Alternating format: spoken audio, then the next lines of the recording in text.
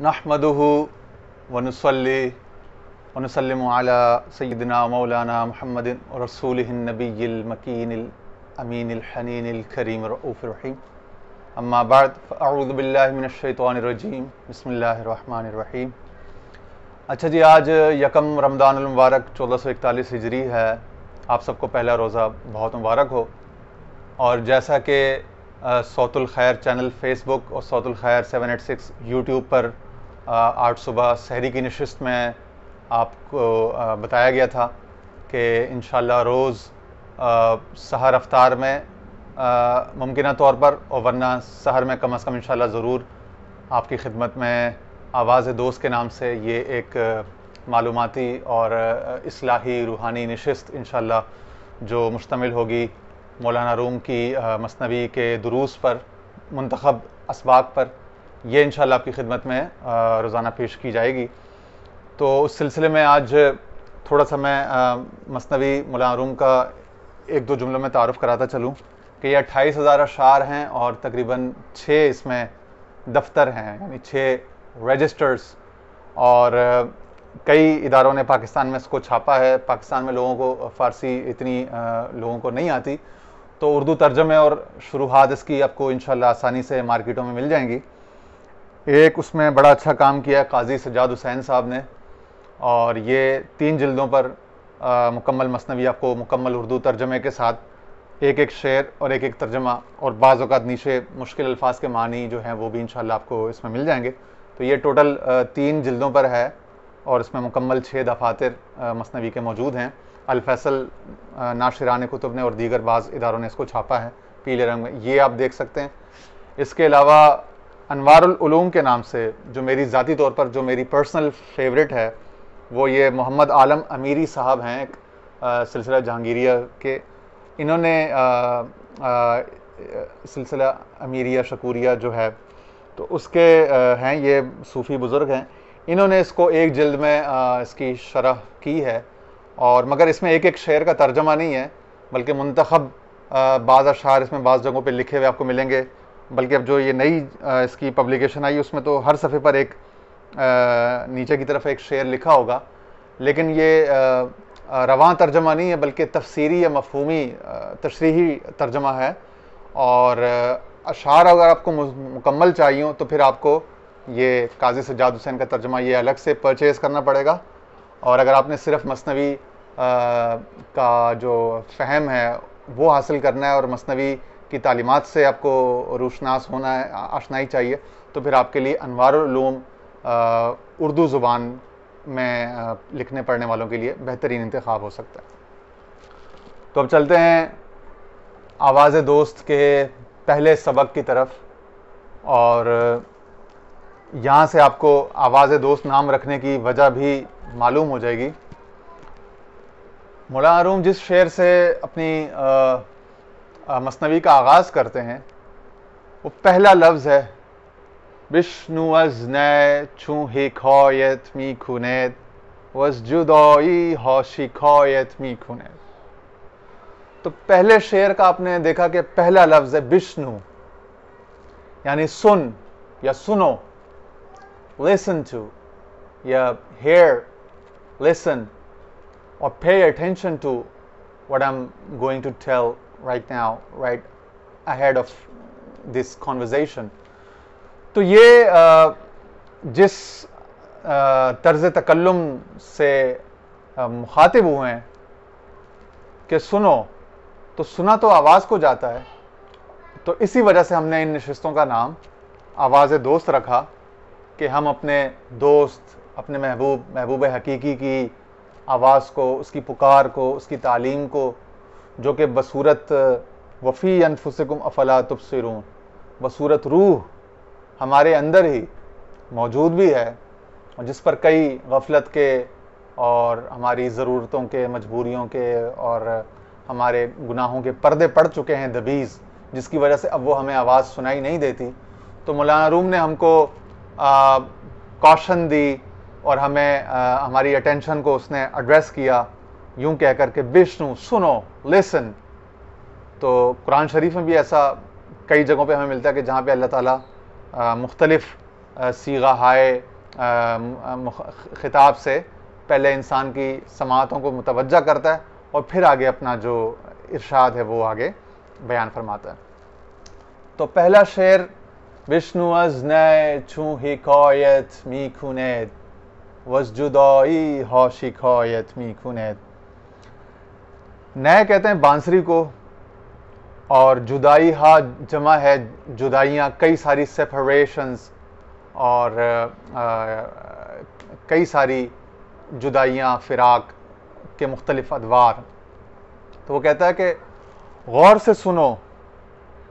بانسری float جو ہے، جس میں جو ایک لکڑی کا ایک انسٹرومنٹ ہوتا ہے میوزیکل، جس میں مختلف ایئر پیسیجز ہوتے ہیں، اس میں یہ پیئرس کیے جاتے ہیں بہت سارے ہولز، اور جب آپ اس میں at one end of that instrument جب آپ اس میں بلو کرتے ہیں اپنا منہ کا پھونک، تو وہ ایک خاص سر اور آہنگ اس میں سے کریٹ ہوتا ہے جو لوگوں کی کیفیت کو جو ہے وہ تبدیل کرنے کا باعث بنتا ہے، اور بہت پر اثر اور پرتاثیر ہوتی ہے یہ بانسری. اسی بانسری کی تاثیر اور اس کے جو اسرار ہیں اس کے اوپر مولانا روم نے اپنی مثنوی شروع کی ہے. کہتے ہیں کہ سنو بانسری کیا قصہ سنا رہی ہے. اور دراصل تو یہ بہت ساری جدائیوں کا قصہ سنا رہی ہے، یعنی اس کے سر میں، اس کی موسیقیت میں جو درد ہے، جو سوز ہے، وہ بیسیکلی اس کے اندر کا وہ غم فراق ہے جو ہمیں اس کے لحن میں اور اس کے ساز میں سنائی دے رہا ہے. آگے فرماتے ہیں کہ وہ کیا ہے. کھیزنیس تھا مرا ببریدان از نفیرم مرد و زن نالیدان. کہتے ہیں کہ جب سے مجھے نیستان سے، یعنی کہ بانسوں کا جو جنگل ہے، اس سے کاٹ کے جدا کیا گیا ہے، تو میری آوازوں سے نہ صرف یہ کہ عورتیں بلکہ بڑے مضبوط اعصاب کے مرد جو ہیں وہ بھی اب مزمحل ہو جاتے ہیں، متاثر ہو جاتے ہیں میری نوائے نئے سے، نوائے غم سے. آگے وہ فرماتے ہیں کہ سینہ خواہم شرح شرح از فراق تا بگویم شرح درد اشتیاق. فرماتے ہیں بانسری کہہ رہی ہے، اور یہ بانسری سے مراد انسان کی روح ہے، انسانی جان، جسے عالم ارواح سے کاٹ کر جب یہاں بھیج دیا گیا عالم ناسوت میں، عالم مادیات میں، تو تب سے یہ اس کا قصہ غم کا، جدائی کا شروع ہے اور بدستور جاری و ساری ہے. تو وہ کہتے ہیں کہ جس طرح میرے سینے میں کئی سارے چھید ہیں، کئی سارے گھاؤ ہیں، کئی جگہوں سے میں گھائل ہوئی ہوں، بانسری کہہ رہی ہے، یا آپ کہہ لیں کہ روح اس شعور سے، اس انسانی جسم سے مخاطب ہے، اس مادیت میں، خواہشات میں، غفلت میں پڑے ہوئے انسان سے مخاطب ہے، اس کو چوکنا کر رہی ہے کہ تو میری پکار کو کیوں نہیں سن رہا. تو جتنا بھی مال جمع کر لے، جتنے بھی اسباب جمع کر لے، جتنے بھی تعلقات بنا لے، جتنے بھی اپنی زندگی کا پھیلاؤ اس کو بڑھا لے، مگر تو اندر سے اداس رہے گا. کیوں؟ کہ میں اندر خوش نہیں ہوں، میں اس پردیس میں خوش نہیں ہوں. اور پھر آگے فرماتے ہیں کہ سینہ خواہم شرح شرح از فراق. یہ اب روحانی انسان یا روحانی جو استاد ہے یا مرشد ہے، وہ اپنے طالب سے مخاطب ہے. اور یہ اپنا یاد رکھیے گا کہ مثنوی جو ہے وہ شعر کی صورت میں ہے، اور اشعار جو ہوتے ہیں وہ لٹرل نہیں ہوتے، یعنی اس کے معنی حقیقت کے نہیں بلکہ مجاز کے لیے جاتے ہیں. مجاز میں آپ کو معلوم ہوگا، یا جن لوگوں نے درس نظامی کیا ہے، بلاغت وغیرہ پڑھی ہے یا شاعری پڑھی ہے اردو ادب میں، ان کو معلوم ہے کہ مجاز کی بہت ساری اصناف ہوتی ہیں، بہت ساری قسمیں ہوتی ہیں. یعنی کہ کہیں کنایا ہوتا ہے، کہیں استعارہ ہوتا ہے، کہیں تشبیہ ہوتی ہے، کہیں تلمیح ہوتی ہے. تو بیسیکلی یہ ایلیگری ہے اور سیمیلی ہے، میٹافوریکل سینس ہے.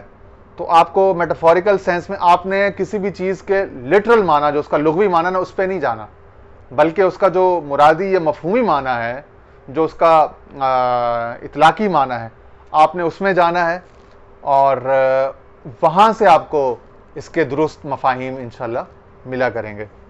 وہ کہتے ہیں کہ مجھے وہ سینہ چاہیے، بانسری کہہ رہی ہے، جس طرح میرا سینہ جگہ جگہ سے گھاؤ زدہ اور گھائل ہے، تو جب میرے سامنے کوئی ایسا شخص آئے گا جس کا سینہ اتنے ہی جگہوں سے پارا پارا ہو چکا ہو، چور چور ہو چکا ہو، اور یہ تمام غم، جدائیاں، تکلیفیں، مفارقت اور افتراق یہ برداشت کر چکا ہو، ان کا مشاہدہ کر چکا ہو، تو جو ہی وہ آئے گا وہ میرے رازوں کا صحیح فہیم اور صحیح امین ہونے کا اہل ہوگا۔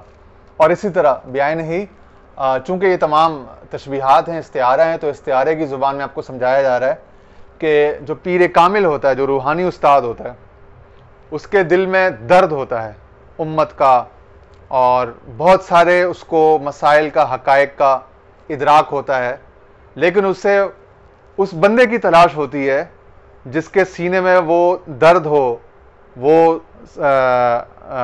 جذب دروں ہو، جسے اقبال نے کہا نا کہ شریک زمرہ لا یحزنوں کر، اور عطا اسلاف کا جذب دروں کر، شریک زمرہ لا یحزنوں کر، خرد کی گتھیاں سلجھا چکا میں، میرے مولا مجھے صاحب جنوں کر۔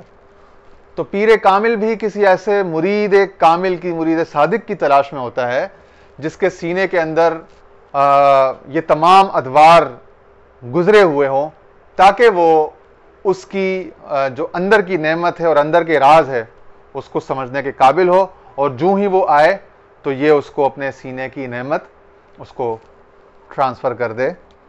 یہ رہا آج کا سبق۔ اب باقی اس پر انشاءاللہ تفصیل سے پھر انشاءاللہ کل صبح سحری میں، جو دوسرا رمضان ہے انشاءاللہ، تو کل کی دوسری کلاس میں انشاءاللہ اس کو باقی تفصیل سے مزید ڈسکس کریں گے۔ اللہ تعالی ہمیں سمجھنے کی اور عمل کرنے کی توفیق عطا فرمائے۔ وآخر دعوانا ان الحمد للہ رب العالمین۔